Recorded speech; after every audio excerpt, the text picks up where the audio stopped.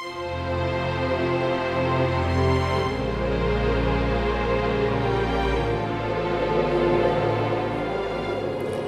everybody, this is Josh from CollectionDX, and I am here to talk to you today about the Max Gokin Dragonar. This is the 4th Max Gokin release, and I use the term Max Gokin loosely, but I'll get to that in a minute. First of all, I wanted to tell you a little bit about Dragonar. I don't know anything about Dragonar, okay? I've watched one subtitled episode off the internet. That's not where my love of Dragonar comes from. This is where my love of Dragonar comes from. Hobby Japan, November 1987. I got this at some comic store. 87, I was 14, so I was building models and stuff, and I had done I knew about Robotech and stuff like that, but I saw this and went, whoa, giant robot.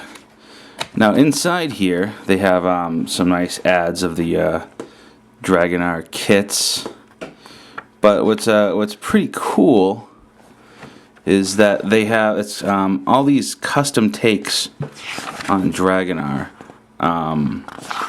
So I never knew which was the real Dragonar growing up. I thought it could have been any of these. I thought they were all real. I'm like, look at that guy. That's freaking awesome. And it even goes to desert custom. And one of my favorite ones was, they made a custom out of looks like a mini or something, So, all I knew from Dragonar was this awesome looking robot. I knew Dragonar before I knew Gundam. So, to me, this was the archetypical super robot that I drew when I was in, junior high, and I didn't even know what the hell it was. I drew this fighting Valkyries, fighting, Voltron and some Transformers and stuff. But that Gundam archetype, this is probably the first place that I saw the giant white robot with the yellow fins on the head and that kind of thing. You know what I'm talking about. So, needless to say, I was pretty stoked when Bandai came out with the Soul Spec Dragonar, and that was great for what it was. And then a little while after that, Max Factory announced that the next Max Gokin would be a Dragonar, and my heart just almost stopped because, Max Gokins are pretty damn awesome. They're known for having a lot of metal, highly detailed, superposable. They don't come out with a lot of them, but when they do, they're pretty epic. So, this guy was announced. These saw him at a few hobby shows. He kept getting delayed, and then finally he comes out, and he's 2,600 yen. 26,000 yen, something like that. Yeah, 26,000 yen. So that's $260 or so dollars. And much to everybody's dismay, he's super light. There's almost no metal in him, and that has set a lot of people off almost instantly. Oh, I'm not going to pay close to $300 when you tack in shipping for a Gokin that isn't a Gokin, that has no metal. It has metal, but you can't feel or see any of it. It's all on the inside. You can tell it's there. You can tell by the way the joints move that there is metal all through the leg work and through the chest. But so my initial reaction was like, oh my god, this is not what I was expecting. After having a few days with it, though, I've come to the conclusion that it's awesome. I don't know if it's $300 awesome, but my love for the Dragonar design, combined with the execution of this toy, holy crap. So, since I've got this all laid out in such a fashion, I'm going to kind of start at the back a little bit. So let me show you what's going on here for a minute. Alright, so this is the stand the Dragonar. And what is cool about the stand is that there is a place for every part that comes with Dragonar. It's a big stand, but it's solid and secure. I mean, the hands are recessed into everything's recessed into the base, so nothing's gonna fall out or flop out. Even the little ammo clips there's spaces for them. The beam sabers, it's pretty cool. And let's see if I can get over here. This part is adjustable. You pull this peg out, you remove the top part, reposition it, and put the peg back in. So you do have some options, display options with the stand. So I figured while I've got the stand out here, it's a good way for me to show you some of the articulation and stuff that's going on here with this figure. So let us begin. And of course, we'll start at the top. Head has full range of motion. It's actually two joints, so it will kind of go backwards and forwards a little bit. These things are hard plastic, these fins, but and they come off kind of easy. Like if you flick them the wrong way, you'll pull them off, but you push them in nice and solid, they're not going to go anywhere. They do give you a second set of them. Should you lose or break one set, you have another set. So that is cool. The waist pivots, but check this out. Huh? Listen to that joint. If you see the back, you can actually see the grooves. Huh?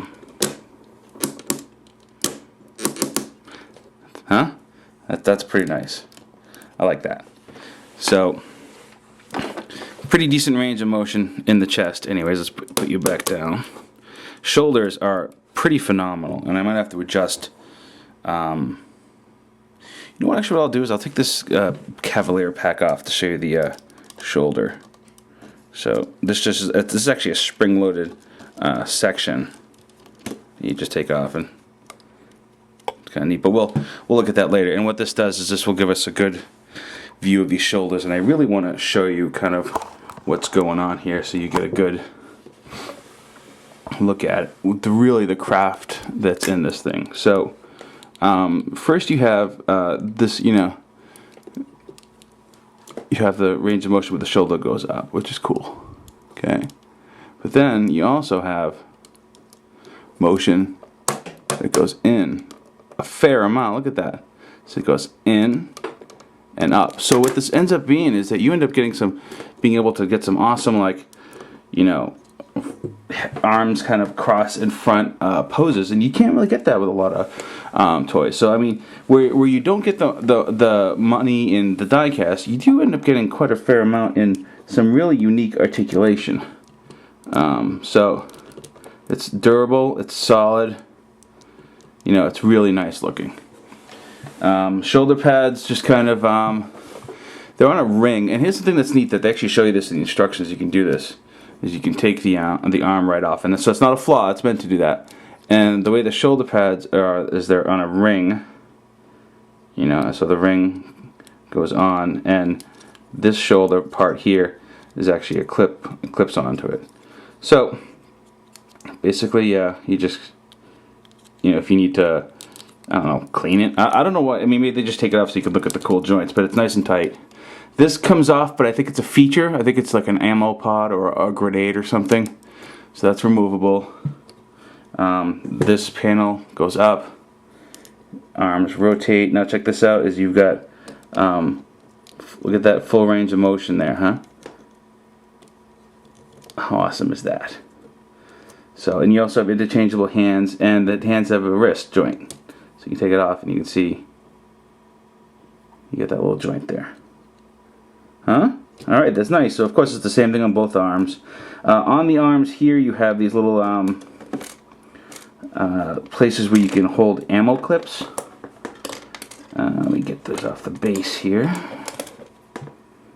So these just end up, sorry, there we go, going in like so. So those ammo clips can be stored in there. The problem is that when you end up posing it, and you might end up getting some of this action and flick them off. So I tend to leave them off. I think it's just the nature of the design. You also have these, I don't know if they're weapons or if they're armor or what, but they snap on to the arm, and there's one for either side. Kind of cool. And I'll show you the other arm. There's a little, well, I'll show you that right now. So the other arm, you know, has the same ammo holder, but there's also this additional panel. Now, Max Factory, being the kind souls that they are, have given you a tool. It's a little flat screwdriver, and the whole purpose of this little tool is to save your little fingernails when you're prying that panel off. Okay? And they give you an additional panel that pops in. Like that. What is that panel for? Well, you have this shield, and on the shield you have a handle. And I'll also go into the shield maybe a little bit later, but it conceals weapons. So what you do then is you can just take the handle of the shield and hold it like so, and now you have awesome shield. Alright, so that's pretty cool. Take that off for now. And put this panel back on. Okay, so down to the we showed you that hip joint, which is waist joint. That's pretty rad. These are articulated skirts. The beam saber holders can rotate, and there's two of them there. So that's pretty cool. So leg joints. Let's go a little lower here so we can get kind of a nice view of the crotch. You love the view of the crotch, don't you? Alright, so I mean, this is all plastic, but you can feel like, I think this little piece here is metal. There's a little white part on top. It's part of the metal internal skeleton. It's painted. But you could see what's going on here is that is an awesome joint. Look at that. It's tight. Allows you to do so much. Okay? It's really, really spectacular. You got this rotation. You've got that rotation. It's awesome. And then that awesomeness continues down to the knees. I mean, when do I ever go in this detail about like the joint work in a figure? Come on. So, come on. Look at that. You can feel that it's metal inside, but the outside is all ABS. You can hear the plastic. Okay, and then we come down to the feet. For some reason, my light tent's giving a little dust off. So this dust isn't on, like from the figure. This is, but the feet have a great range of motion. And this is also articulated in two places. It rotates, it turns. It's really, really sharp. And then from the back of the leg, you have these opening vents, and you probably can't see it too well with the light, but there's some mechanical detail in there. Also, another thing I'll share in the back, and I don't know quite what the deal is with it, but these are removable. I don't know if they're supposed to be, but they just kind of come off. And when you don't have the wing unit on, this section is actually filled with this booster and these kind of, exhaust things. So those go on like that. Right? So we're pretty rocking so far. It's really awesome. What should we show you next? Alright, so what we'll do is I'll put the stand a little farther back, and we'll take it off the stand, and we'll show you the weaponry. We'll go through that, because that is pretty awesome. So, off the stand you go. Stand goes in the back. Zoom out here. Oh, I am zoomed out. So you can just kind of see some of the posing in action, and it just poses really smooth. Stands up perfectly fine on its own.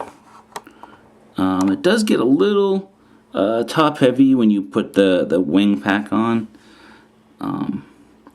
but man, this thing looks like it just came out of the anime. This is actually not from the anime. This is actually a version done according to the press material. It was based on an illustration on the cover of an issue of B Club, and also based on maybe something at the beginning animation in the OVA.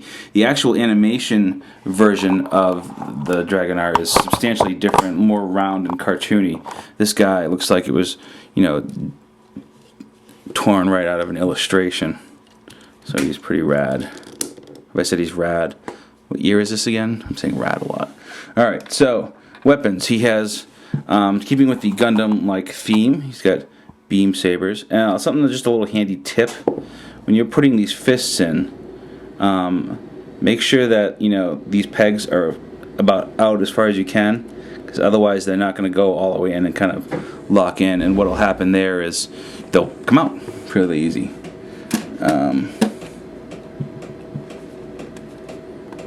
Here is the beam saber. It goes in very tight. And this fits in very tight. Look how awesome he looks with that. So you can do these, you know, these great kind of. See that? I just pulled it out.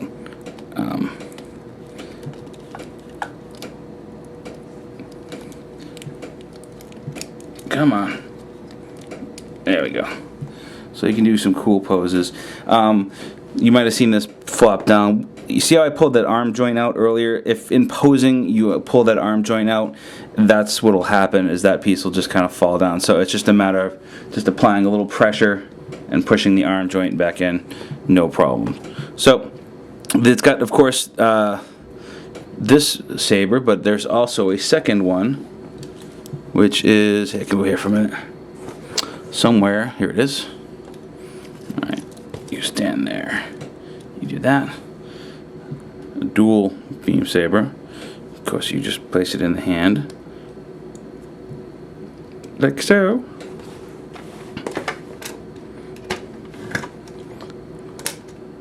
And you put both beams on. Oh, take that off though.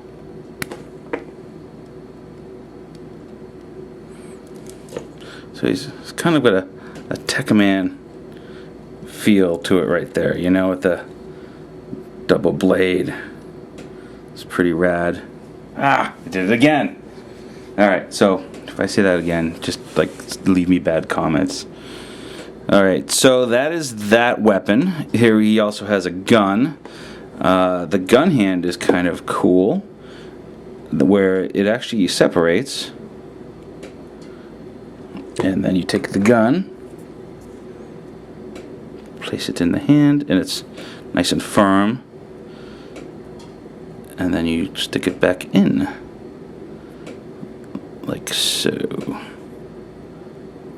Also, there's a little stock or handle. I don't know gun terminology. It's not Gun Review DX. But so there he goes. He can do the mad gun pose. And he's got these open hands, so he could actually hold on to the gun if you wanted to.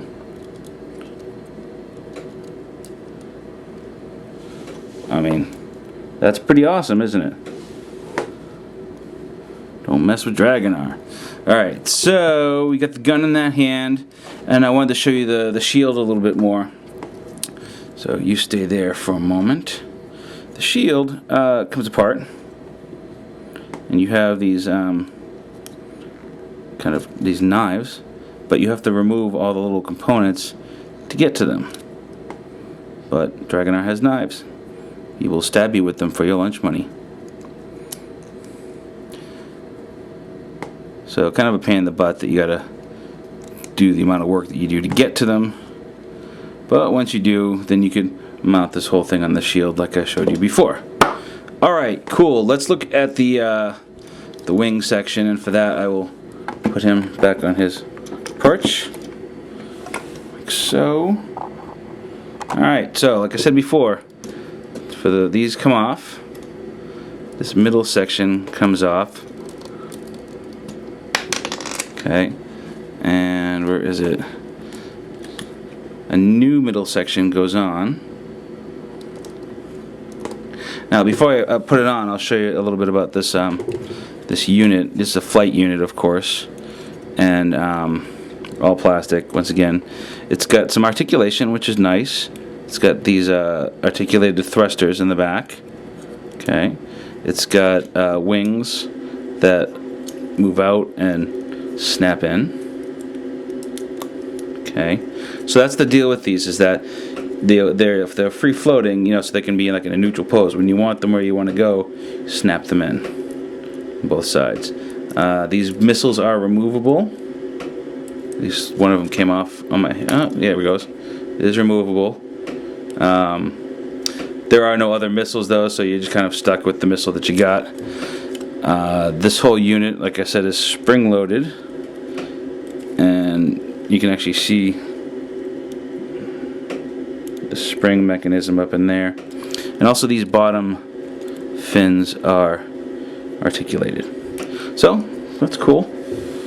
So to put this on, we basically open up the spring, like so, and these hooks hook into the top of the shoulders, and this hooks in underneath.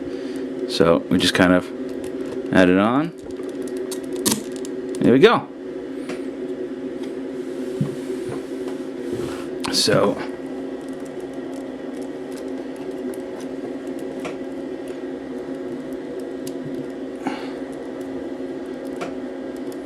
okay, there you go. I mean, that's awesome. It is just awesome. Awesome. Love it. I didn't like it at first because I was expecting metal. Now that I've gotten into it and that I know it's not metal, but it is a well-crafted, phenomenal-looking action figure of a cool as hell mecha robot. Yeah. All right. So we've had this discussion on CollectionDX before about value, price, whatever, and I tend to not touch the subject, especially after that last thing that we went through. You know what I'm saying? But I will say this, is that it's too expensive, especially for not having any outside metal. But fortunately, it's been out long enough that the market, the secondary market, has realized that. So you can currently find this as of end of March 2010. Angles.com has this thing for like $155. That I would pay for it.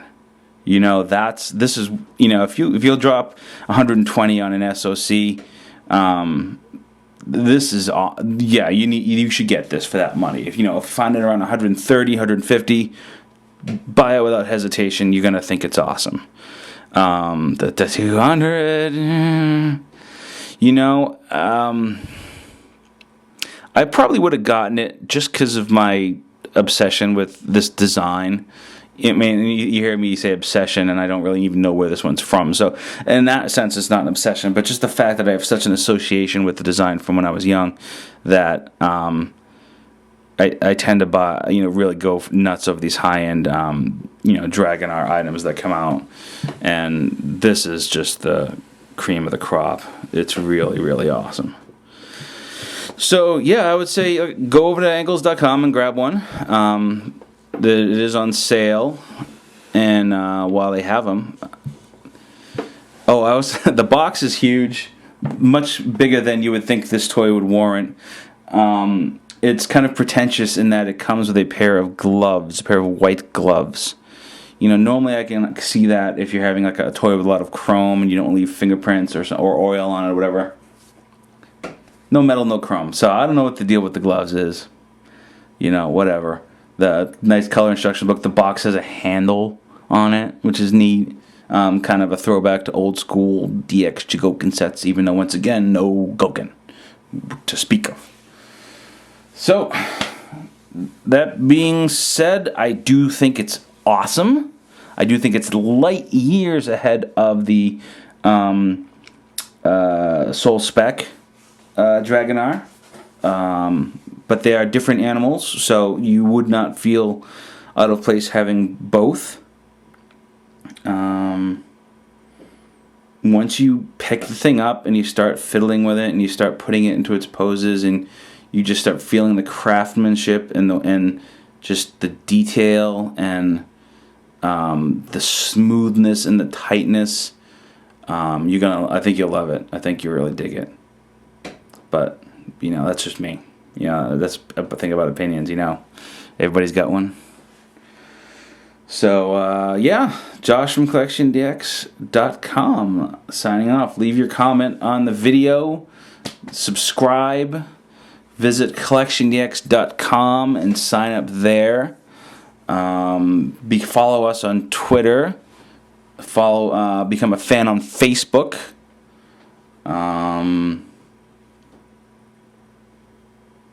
That's it. That's about it. All right, Josh from CollectionDX.com. See you later.